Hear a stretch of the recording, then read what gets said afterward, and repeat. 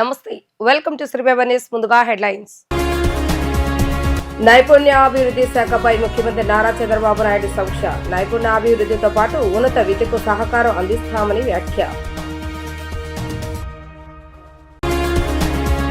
అవనిగడ్డ నియోజకవర్గం కోడూరు మండలంలో దెబ్బతిన్న పంటను పరిశీలించిన ఉప ముఖ్యమంత్రి పవన్ కళ్యాణ్.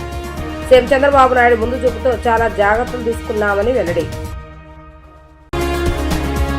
జిల్లాల పునర్వ్యవస్థీకరణపై మంత్రుల బృందం భేటీ. గత ప్రభుత్వం హయాంలో జిల్లాల విభజన అశాస్త్రీయంగా జరిగిందని ఆరోపణ.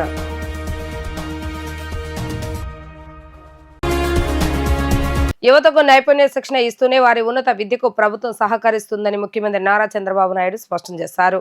రాష్ట్రంలో ఉద్యోగ ఉపాధి అవకాశాల కోసం ఎదురు చూసే వారి కోసం రూపొందించిన నైపుణ్యం పోర్టల్ ఉద్యోగాల గేట్వేగా ఉండాలని అధికారులకు ఆయన సూచించారు. 2029 నాటికి 20 లక్షల ఉద్యోగాలు అందించాలన్న ప్రభుత్వ సంకల్పాన్ని సాకారం చేసేలా అధికారులు కృషి చేయాలని ఆయన అన్నారు. సచివాలయంలో నైపుణ్యాభివృద్ధి శిక్షణపై ముఖ్యమంత్రి సమీక్ష సమావేశం నిర్వహించారు. మానవ వనరుల అభివృద్ధి శాఖ మంత్రి నారా లోకేష్ తో పాటు ఆ శాఖ ఉన్నతాధికారులు సమీక్షకు హాజరయ్యారు. నైపుణ్య portal, job dash board, standing వివిధ కోర్సులు, ఉద్యోగ అవకాశాలు తదితర అంశాల గురించి సమీక్షలో చర్చించారు. ఈ సందర్భంగా సీఎం చంద్రబాబు నాయుడు మాట్లాడుతూ ఇకపై ప్రతి నెల ప్రతి నియోజకవర్గంలో జాబ్ మేళాలు నిర్వహించాలని అధికారులను ఆదేశించారు. నవంబర్లో జరిగే భాగస్వామ్య సదస్సులను నైపుణ్య పోర్టల్ను ప్రారంభించి అందుబాటులోకి తీసుకురావాలని సూచించారు. నైపుణ్య అభివృద్ధి శిక్షణ పొందిన వారికి ఇక నుంచి అధికారికంగా ధ్రువపత్రాలు జారీ చేయాలని ఆయన అన్నారు. మొంతా తుఫాన్తో కలిగే నష్టాన్ని ముందస్తు చర్యలతో చాలా వరకు తగ్గించామని ఉప ముఖ్యమంత్రి పవన్ కళ్యాణ్ అన్నారు. సీఎం చంద్రబాబు నాయుడు ముందు చూపుతో చాలా జాగ్రత్తలు తీసుకున్నారని చెప్పారు. ప్రజలను అప్రమత్తం చేస్తూ మెసేజ్లు పంపామన్నారు. కృష్ణా జిల్లా అవనిగడ్డ నియోజకవర్గం కోడూరు మండలంలో దెబ్బతిన్న పంటలను ఉప ముఖ్యమంత్రి పవన్ కళ్యాణ్ పరిశీలించారు. ఈ సందర్భంగా పంట నష్టంపై ఏర్పాటు చేసిన ఫోటో ప్రదర్శనను ఆయన తిలకించారు. అనంతరం ఆయన మీడియాతో మాట్లాడుతూ 46,000 హెక్టార్లో వరి, 14,000 హెక్టార్లో ఉద్యాన పంటలు దెబ్బతిన్నాయని అన్నారు.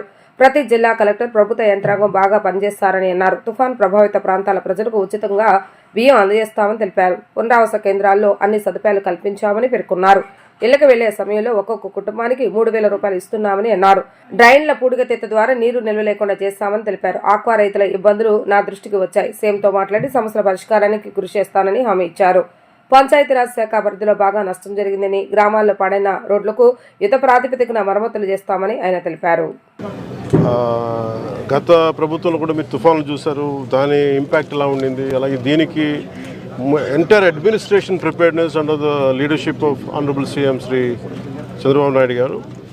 Everyone has done excellent job. చాలా అద్భుతంగా చేశారు అందరూ. అంటే ఏ స్థాయికి చేశారంటే, ఎంత డీటెయిల్కి చేశారంటే, ఎక్కడ ఒక 4 వ్యక్తులు, ఒక కుటుంబం నాయకుల్ని వాళ్ళ జీవనాధారాన్ని వెళ్ళిపోయినప్పుడు, వాళ్ళకి లంకకి వెళ్ళిపోయినప్పుడు అందరూ తెలుసు అసలు కనెక్షన్ ఉండదు ఇక్కడ జరుగుతున్న విషయాలు. సెల్ ఫోన్ కనెక్షన్ ఉండడం వల్ల వాళ్ళకి అలర్ట్ వచ్చింది ఆ ఎదురుగాలుల వల్ల. సో వాళ్ళని కూడా రెస్క్యూ చేయగలిగారంటే, అసలు ఇంపాసిబుల్ టు రీచ్ అవుట్ అనుకున్న వాళ్ళని కూడా రెస్క్యూ చేయగలిగారంటే దీనికి స్టేట్ గవర్నమెంట్ ఎంత ప్రిపేర్డ్గా ఉందో మీకు మీ దృష్టికి తీసుకొస్తా ఉన్నాను. కలెక్టర్ గారి దృష్టికి చేసి ఇందాక అన్ని పంట నష్టం ఇవన్నీ చూశాను.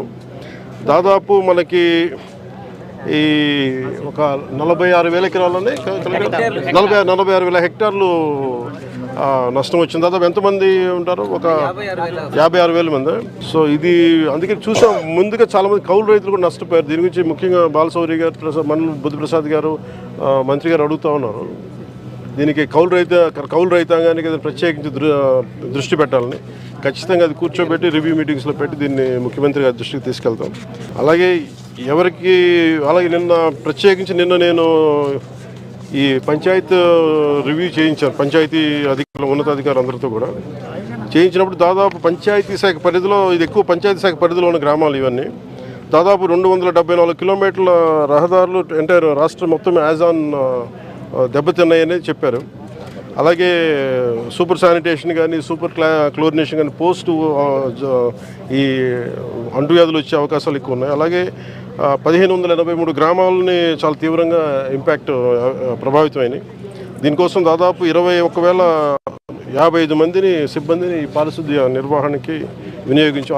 అలాగే ఉద్యాన భూమి ఇందాక కూడా అరటి పంట చూసాం.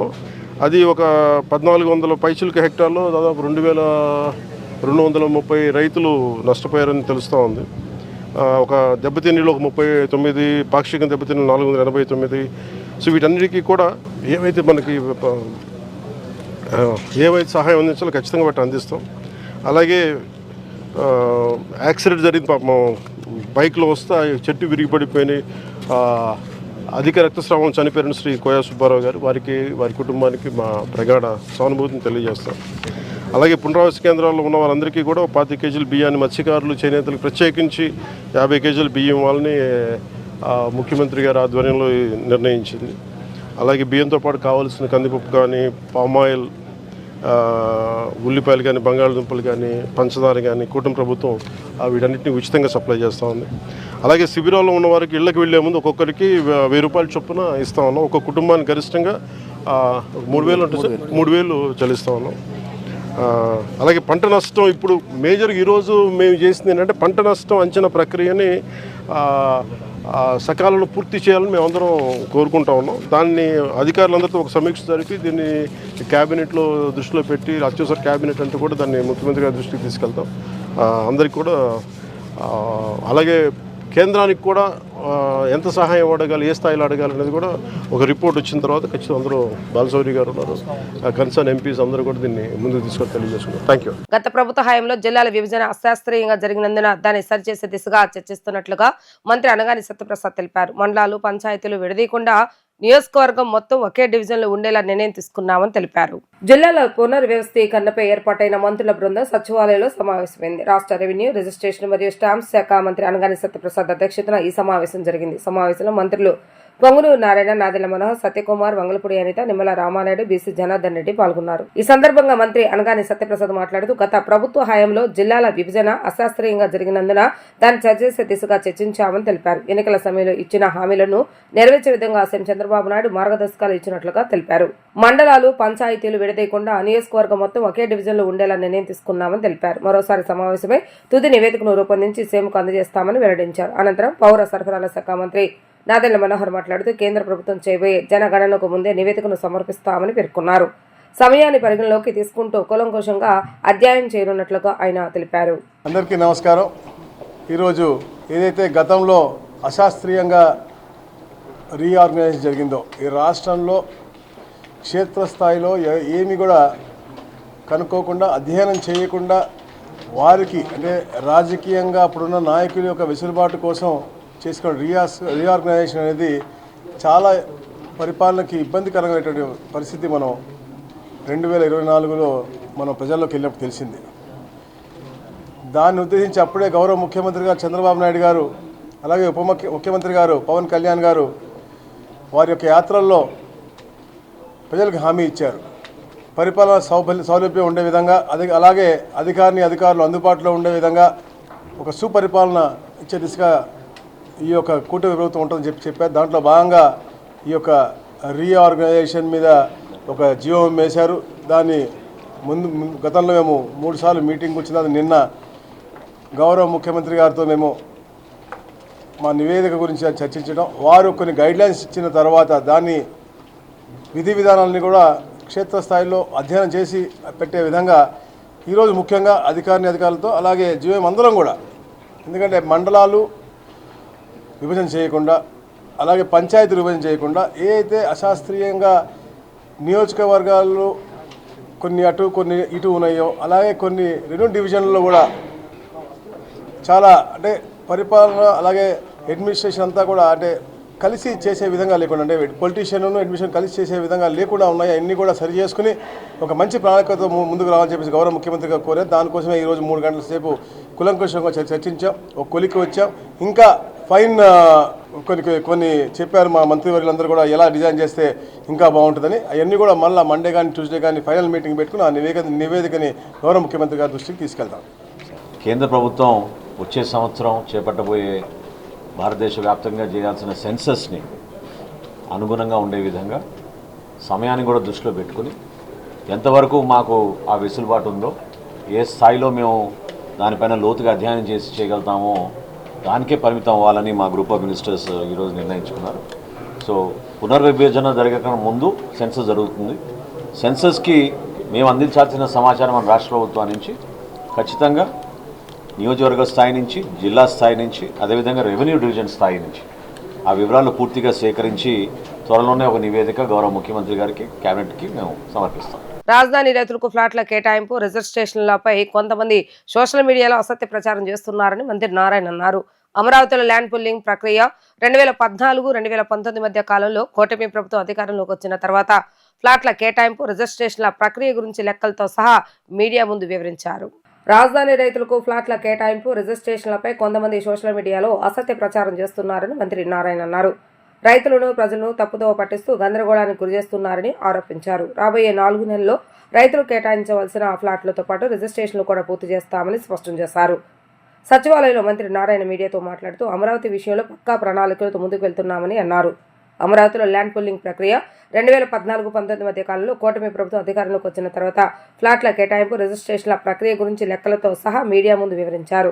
అమరావతి కోసం భూ సమీకరణ కింద మొత్తం 30,635 మంది రైతుల నుంచి 34,911.23 ఎకరాలను సిఆర్డీ ద్వారా తీసుకోవాలని నిర్ణయించామని అన్నారు. వీటిలో ఇప్పటివరకు 29,644 మంది రైతులకు సంబంధించిన 34,192.19 ఎకరాలకు ఫ్లాట్ల కేటాయింపు పూర్తయిందన్నారు.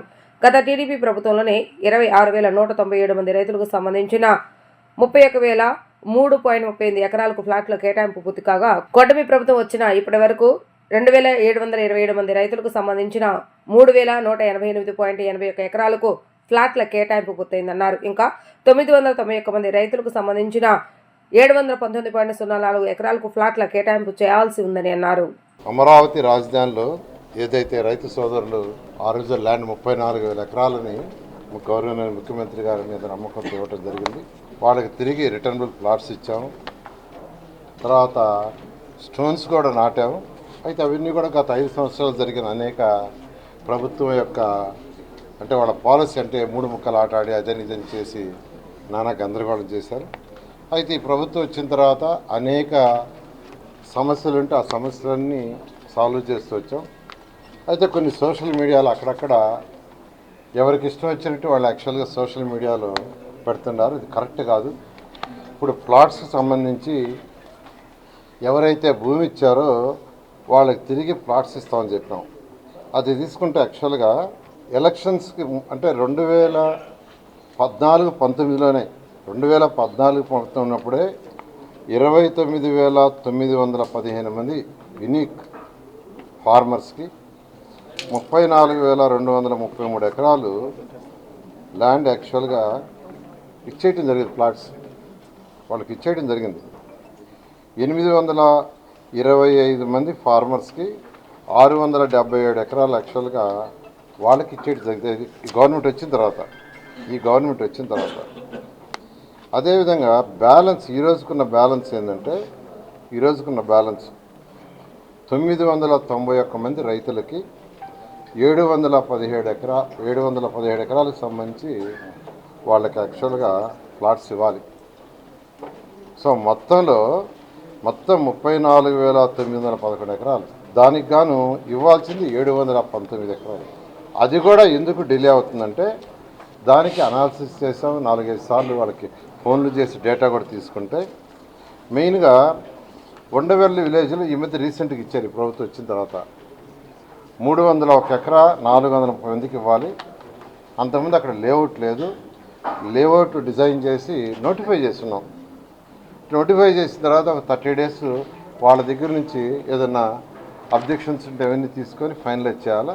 అది ఫైనలైజ్ చేసి ఆ 301 ఎకరా 430 మందికి ఇవ్వబడుతుంది. అదేవిధంగా కోర్టు కేసెస్, లిటిగేషన్స్ అన్నదమ్ముల మధ్య వాళ్ళ మధ్య కోర్టు కేసెస్లో ఒక 47 మందికి 84 ఎకరాలు ఉంది.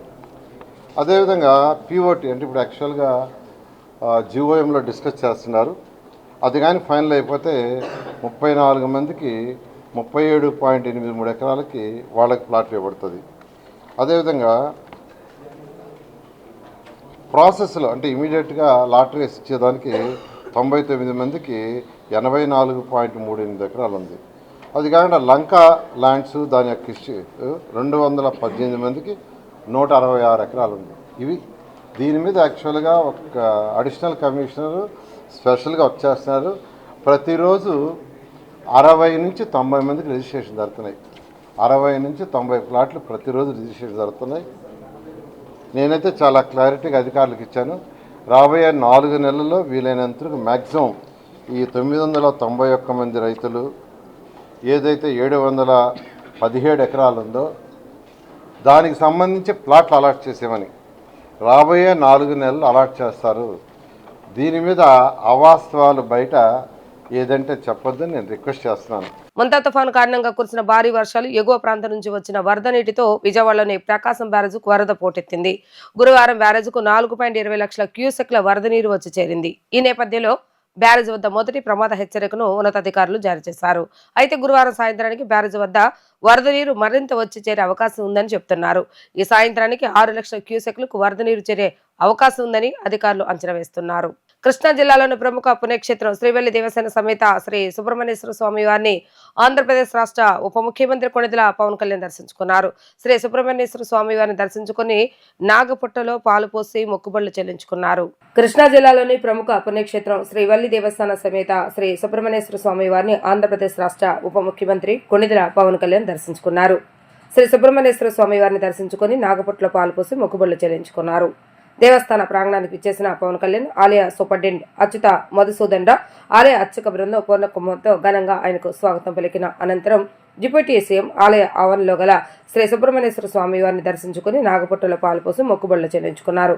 అనంతరం పవన్ కళ్యాణ్ శ్రీ సుబ్రహ్మణ్యేశ్వర స్వామి వారిని దర్శించుకుని విశేష పూజలు నిర్వహించారు.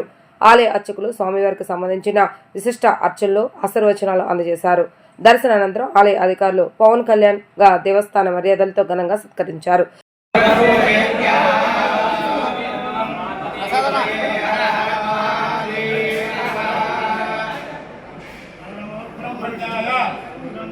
శేషాయ శివాయ శివమూర్తయే బ్రహ్మాండ వాహదేవాయ నాగరాజాయ తే నమః. విశేష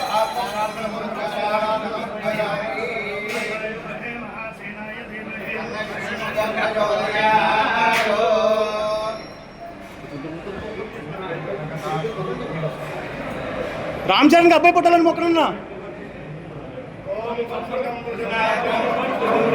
గన్నవరం నుండి కంకిపాడు వెళ్లే రహదారిని అధికారులు మూసివేశారు. గన్నవరం మండలం కేసరపల్లి వద్ద కంకిపాడు వెళ్లే రహదారిని అధికారులు మూసివేసిన సందర్భంగా కంకిపాడు మండలం ఉప్పులూరు వద్ద బుడవేరుపై బలహీనమైన వంతెన కారణంగా ఎటువంటి అవాంఛనీయ సంఘటనలు జరగకుండా ముందస్తు భద్రతా చర్యలను అధికారులు చేపట్టారు. కేసరపల్లి ఏలూరు కాల వద్ద రోడ్డును మూసివేసి పోలీసులను పహారాగా ఉంచారు. రోడ్డుపైన వర్షపు నీటి నిల్వలు లేకుండా చర్యలు తీసుకుంటామని నగరపాలక సంస్థ కమిషనర్ ధ్యాన్ చంద్ర అన్నారు.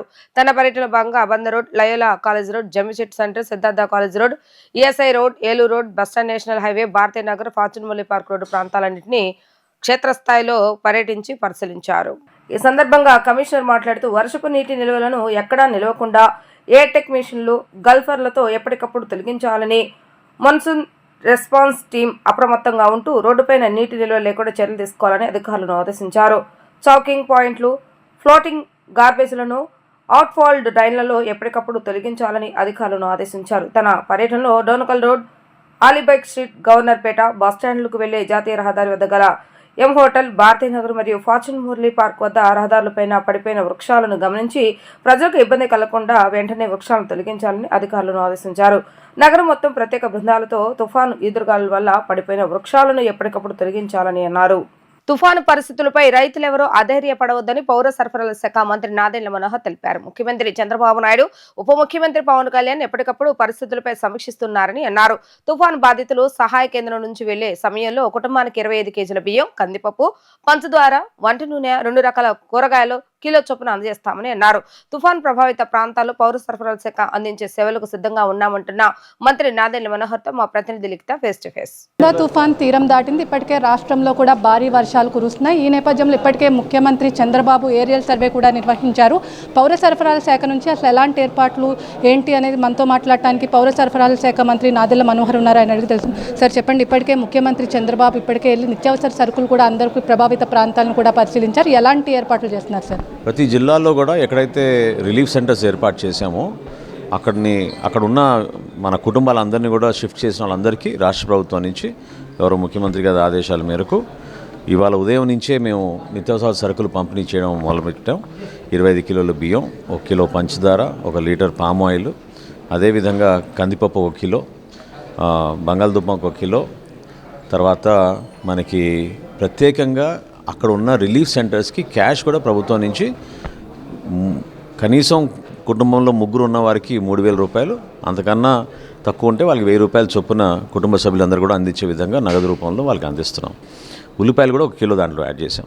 సో ఈ విధంగా గతంలో ఎప్పుడు జరగలేదు. ఇమీడియట్ రిలీఫ్ మేము జిల్లా స్థాయిలో ఉన్న రిలీఫ్ సెంటర్స్ అన్నింటిలో కూడా ఉదయం నుంచే పంపిణీ చేయడం జరిగింది. ఇది కాకుండా సైక్లోన్ వస్తుంది అనే విషయం మనకు తెలియగానే 2 రోజుల ముందు నుంచే వచ్చే నెల సరుకు అంతా మేము తరలించి ప్రతి ఫేర్ ప్రైస్ షాప్లో కూడా ఈ 12 జిల్లాల్లో ఎక్కడైతే తుఫాన్ ప్రభావిత జిల్లాలు ఉన్నాయో ఈ 12 జిల్లాల్లో కూడా ఇమీడియట్గా వచ్చే నెల రేషన్ ఈ నెలలోనే ఇచ్చామని మేము ఆదేశాలు ఇవ్వడం జరిగింది. సార్, ఏలూరు జిల్లా ఇన్ఛార్జ్ మంత్రిగా ఉన్నారు. ఏలూరు జిల్లాలో కూడా కొంచెం ఎఫెక్ట్ కూడా ఉంది. దానికి ఎలా అంటే రిలీఫ్ యాక్షన్ ఎలా ఉండబోతుంది ఏలూరు జిల్లాలో? అదేవిధంగా ఇటు కాకినాడలో చూసుకుంటే కూడా ఉప ముఖ్యమంత్రి పవన్ కళ్యాణ్ ఎప్పటికప్పుడు కూడా సమీక్ష నిర్వహిస్తున్నారు. ప్రభావిత ప్రాంతాల్లో ఎలాంటి ముందస్తు చర్యలు చేపడుతున్నారు సార్? అంటే భగవంతుడి దయ వలన మనకి తీవ్రత ఈ తుఫాన్ది అంత పెద్దగా అనిపించలేదు. అయినా కానీ పంట నష్టం ఉంటుందని చాలామంది రైతులు ఆందోళనలో ఉన్నారు. ఒకసారి వ్యవసాయ శాఖ, అదేవిధంగా హార్టికల్చర్ డిపార్ట్మెంట్ వీళ్ళందరూ కూడా క్షేత్రస్థాయిలో ఎన్యూమరేషన్ మొదలుపెట్టిన తర్వాత పూర్తి స్థాయిలో మనకి సమాచారం అందుతుంది. అయితే ప్రాణ నష్టం జరగకూడదు, పశువుల నష్టం జరగకూడదు అనే ఒక ప్రాధాన్యతతోటి జిల్లా యంత్రాంగం అంతా కూడా అప్రమత్తమై పనిచేసుకుంటూ వచ్చాం. రాష్ట్ర ఉప ముఖ్యమంత్రి పవన్ కళ్యాణ్ గారు ప్రత్యేకంగా కాకినాడ జిల్లా తీరం దాటుతుందనే విషయం మనకి తుఫాన్ సమాచారం వచ్చినప్పుడు ప్రతిరోజు అనుక్షణం ఆయన దాని గురించి పర్యవేక్షిస్తూనే ఉన్నారు. But as of now ground report మనకి రేపు సాయంత్రానికల్లా పంట నష్టం జరిగింది, ఏ విధంగా రైతాంగాన్ని ఆదుకోవాలి, ఫర్దర్గా మేము ధాన్యం కొనుగోలు విషయంలో కానివ్వండి ఇతర విషయాల్లో రైతుని ఎట్లా ఆదుకోగలుగుతామో తప్పకుండా నిర్ణయం తీసుకుంటాం. Thank you sir. మొత్తం మీద చూసుకున్నట్లయితే ఎలాంటి ఆస్తి నష్టం, ప్రాణ నష్టం జరగకుండా గత 2 రోజుల నుంచి కూడా ముఖ్యమంత్రి చంద్రబాబు ఎప్పటికప్పుడు సమీక్ష నిర్వహిస్తున్నారు. ఎలాంటి ఆస్తి నష్టం, ప్రాణ నష్టానికి లేకుండా ప్రతి ఒక్క రైతును తమ ప్రభుత్వం ఆదుకుంటుందని, అదేవిధంగా ఇటు కూటమి ప్రభుత్వం అధికారంలోకి వచ్చిన తర్వాత ఇటు ఉప ముఖ్యమంత్రి కానీ ముఖ్యమంత్రి కానీ ఎప్పటికప్పుడు సమీక్షలు నిర్వహిస్తున్నారు. ఈ నేపథ్యంలో ఎలాంటి ఇబ్బందులు లేకుండా కూడా ఖచ్చితంగా తుఫాన్ తీరం దాటిన తర్వాత కూడా అన్ని ఏర్పాట్లు కూడా చేశాము. అదేవిధంగా రైతును ఖచ్చితంగా ఆదుకుంటామని చెప్పి కూడా ఇక్కడ మంత్రి నాదెళ్ల మనోహర్ చెప్తున్నారు. ఇది ఇక్కడ ఉన్న పరిస్థితి. వీడియో జర్నలిస్ట్ శ్యామ్తో లిఖిత, వీడియో న్యూస్, సెక్రటేరియట్ నుంచి. వార్తలు ముగించే ముందు హెడ్లైన్స్ మరొకసారి. నైపుణ్యాభివృద్ధి శాఖపై ముఖ్యమంత్రి నారా చంద్రబాబు నాయుడు సమీక్ష. నైపుణ్యాభివృద్ధితో పాటు ఉన్నత విద్యకు సహకారం అందిస్తామని వ్యాఖ్య. అవనిగడ్డ నియోజకవర్గం కోడూరు మండలంలో దెబ్బతిన్న పంటలను పరిశీలించిన ఉప ముఖ్యమంత్రి పవన్ కళ్యాణ్. సీఎం చంద్రబాబు నాయుడు ముందు చూపుతో చాలా జాగ్రత్తలు తీసుకున్నామని వెల్లడి. జిల్లాల పునర్వ్యవస్థీకరణపై మంత్రుల బృందం భేటీ. గత ప్రభుత్వం హయాంలో జిల్లాల విభజన అశాస్త్రీయంగా జరిగిందని ఆరోపణ.